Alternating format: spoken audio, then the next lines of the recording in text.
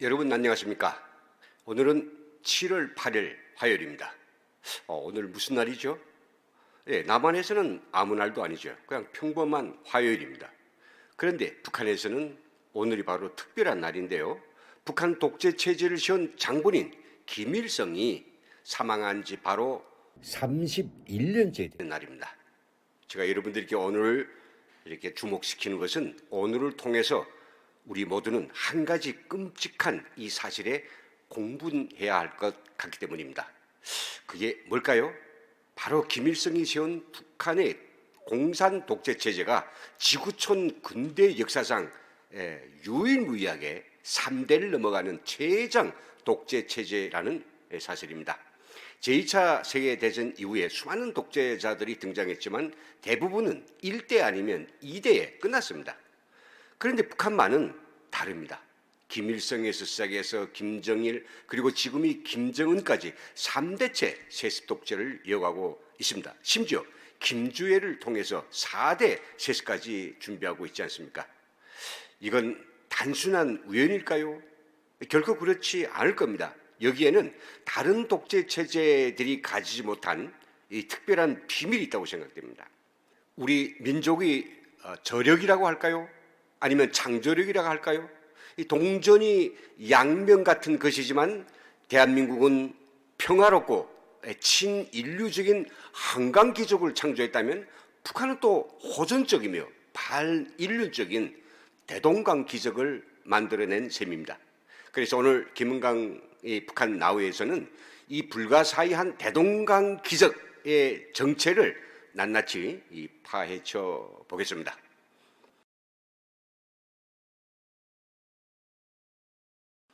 먼저 팩트를 좀 확인해 보겠습니다. 20세기 이후 독재자들이 평균 통치기간은 얼마나 된다고 생각되십니까? 네, 대부분이 20년이나 30년을 넘지 못했습니다. 루마니아의 차우세스쿠 24년 통치 후 민중봉기로 처형, 이라크의 사담 후세인 24년 통치 후 미군 침공으로 몰락, 또 리비아의 가다피 42년이라는 긴 통치를 했지만 결국은 아랍의 봄으로 끝장, 필리핀의 마르코스 29년간 통치 후 부정선거 규탄 시위로 축출. 이 세습을 시도한 독재자들은 더욱 참담합니다. 예멘의 살레, 리비아의 가다피, 이라크의 후세인 모두 아들을 후계자로 키웠지만은 정권 자체가 붕괴됐습니다. 시리아의 아사드 부자만이 2대 세습에 성공했지만 그도 역시 이미 권좌에서 축출되었습니다. 그럼 왜 이들은 실패했을까요? 독재 몰락의 4가지 치명적 경로가 있습니다. 첫째는 경제 파탄과 민생 위반인데요. 이 독재자가 경제를 맞추면 국민들이 등을 돌립니다. 두 번째는 엘리트의 내분과 쿠데타인데요. 권력층 내부에서 균열이 생기면 독재자는 고립됩니다. 세 번째는 대중봉기인데요. 국민들이 거리로 나서면 독재는 끝이 납니다. 네 번째는 외부 개입인데요. 국제사회가 개입하면 독재 정권은 버틸 수가 없습니다. 그렇다면 북한은 어떻게 이 모든 치명적 경로를 차단했을까요?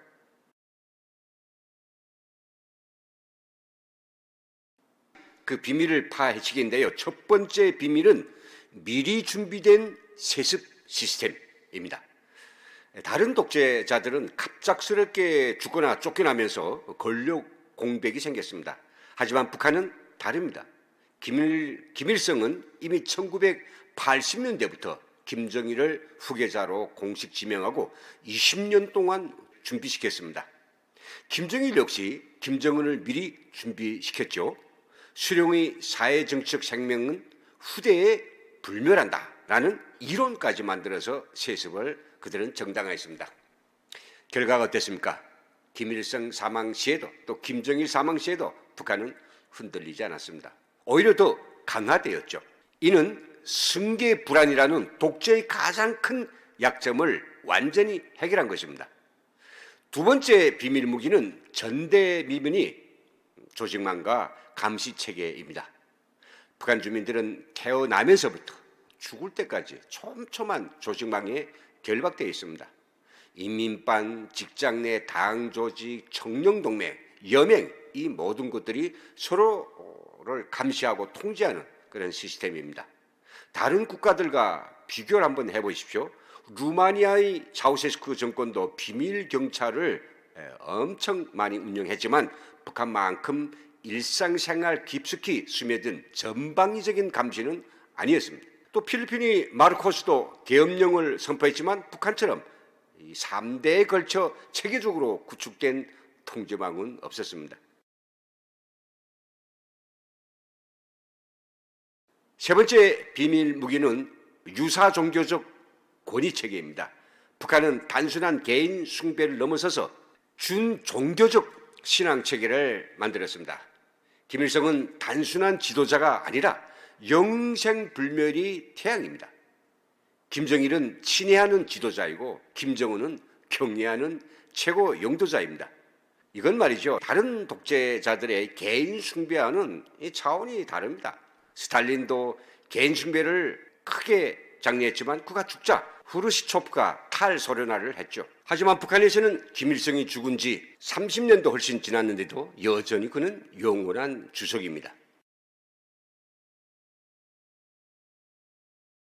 네 번째 비밀 무기는 세계에서 가장 완벽한 정보 차단입니다.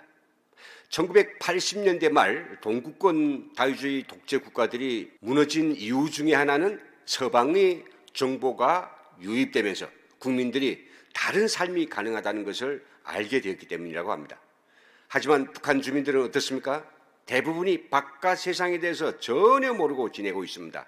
이 자유대안이 북한보다 얼마나 우월한 그런 제도인지, 또 민주주의가 뭔지도, 자유가 뭔지도 모르는 사람들이 어떻게 저항할 수가 있겠습니까? 동독 주민들은 서독 TV를 봤습니다. 소련 주민들은 서방 라디오를 들었습니다. 하지만 북한 주민들은요, 완전히 차단되어 있습니다. 다섯 번째 비밀 무기는 절묘한 지정학적 위치입니다. 북한은 미국과 중국 사이의 완충지대 역할을 하고 있습니다. 미국은 북한을 제거하고 싶어도 중국 때문에 함부로 못합니다. 또 중국은 북한이 부담스러워도 완충지대로서의 가치 때문에 포기할 수가 없습니다. 북한이 세계 최장 독재 체제의 기록을 이어가고 있는 중요한 이 포인트가 있는데요. 국제사회가 이를 간과하고 있다는 사실, 탈북민으로서 제가 찾아본 포인트가 하나 있는데요. 그것은 북한 체제는 지정학적인 특징 때문에 1980년대 중반 동구권 사회주의 붕괴나 또 2011년 아랍의 봄과 같은 사회혁명이 절대로 일어날 수 없다는 것입니다. 아시겠지만 북한은 동쪽으로는 동해, 또 서쪽으로는 서해, 북쪽으로는 중국과 러시아와의 두만강, 압록강, 이천리, 그 남쪽으로는 DMZ, 완전히 둘러싸여 있습니다. 그런데다가 김정은이 현재 6겹의 탈북 차단선을 설치한 이후에는 탈북이 사실상 거의나 불가능한 문자 그대로 완전 고립된 상태입니다. 6겹의 탈북 차단 라인이 뭔지 아십니까? 첫째는요, 2m 이상의 철책선 라인이고요. 그리고 두 번째는 그 철책선 아래에 쳐진 콘크리트 차단벽. 그리고 세 번째는 그 철책선 너머에 2만 볼트의 고압선 라인이 있고요. 네 번째는 평양에서도 감시할 수 있는 무선 CCTV 감시 라인. 다섯 번째는 지뢰밭 차단 라인.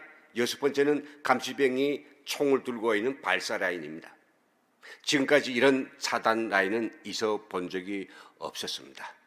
동유럽 사회주권 붕괴나 중동 자스민 혁명이 성공할 수 있었던 것은 그 나라들은 여러 국가들과 국경을 맞대고 있어서 내외부로의 사람과 정보 또 물자 지원이 원활한 흐름이 가능했기 때문입니다.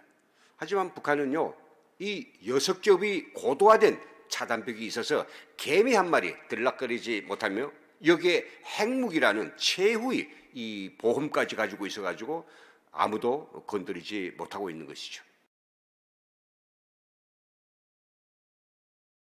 여섯 번째 비밀 무기는 역사적, 문화적 토양입니다. 양성철 북한의 전 대사가 말한 것처럼 북녘에는 민주주의도 공화국도 없다.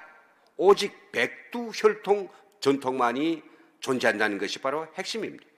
북한 주민들은 조선 왕조 500년, 그리고 일제히 강점 35년, 그리고 김씨 왕조 80년을 거치면서 주권 재민이 경험이 전무합니다.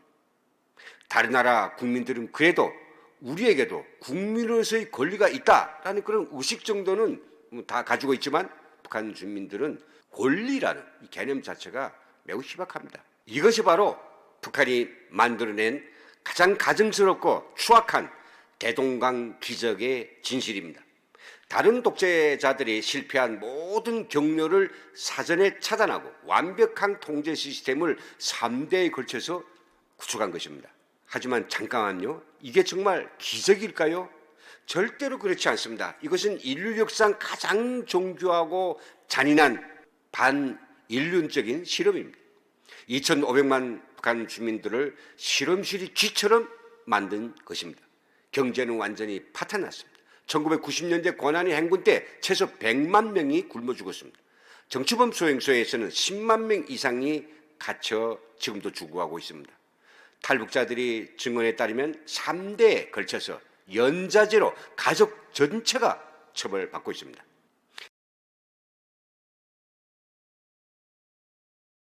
북한의 세습 독재가 인류사에 시사하는 바는 정말 무엇일까요? 저는 이렇게 생각합니다. 첫째는 완벽한 독재는 가능할 수도 있겠다는 것입니다. 충분한 시간과 자원, 그리고 무자비함이 있다면 인간을 완전히 통제할 수 있다는 거죠. 둘째로는 자유는 결코 당연한 것이 아니라는 사실입니다. 우리가 지금 누리고 있는 민주주의와 자유는 끊임없이 지켜야 될 소중한 가치입니다. 그리고 세 번째는 국제사회의 묵인이 독재를 영속화시킨다는 것입니다. 북한 독재가 80년간 지속된 것은 국제사회가 관리 가능한 위협 정도로 북한을 방치했기 때문입니다. 김일성이 만든 이 추악한 대동강 기적은 기적이 아니라 저주입니다. 2,500만 북한 주민들이 자유를 빼앗아 만든 피해 왕조입니다. 우리는 이 저주가 4대, 5대로 이어지는 것을 철저히 막아야 합니다. 북한 주민들도 대한민국 국민들과 같이 같은 인간이고 자유롭게 살 권리가 있습니다.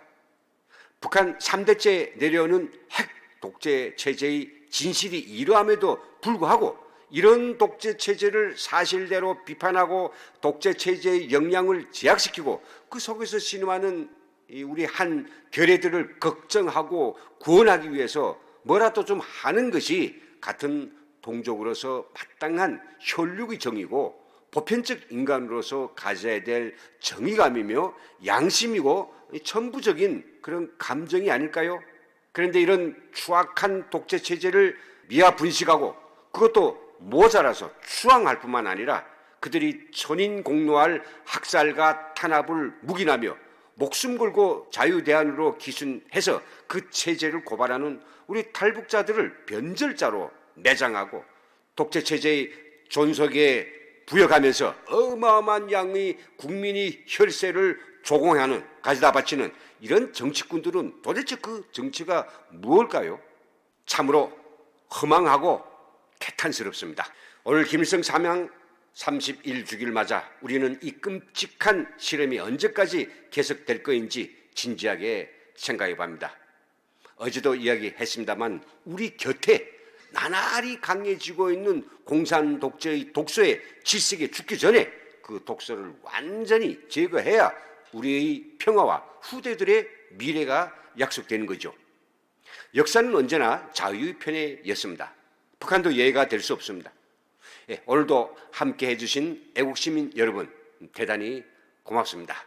구독과 좋아요는 자유를 향한 한 걸음입니다.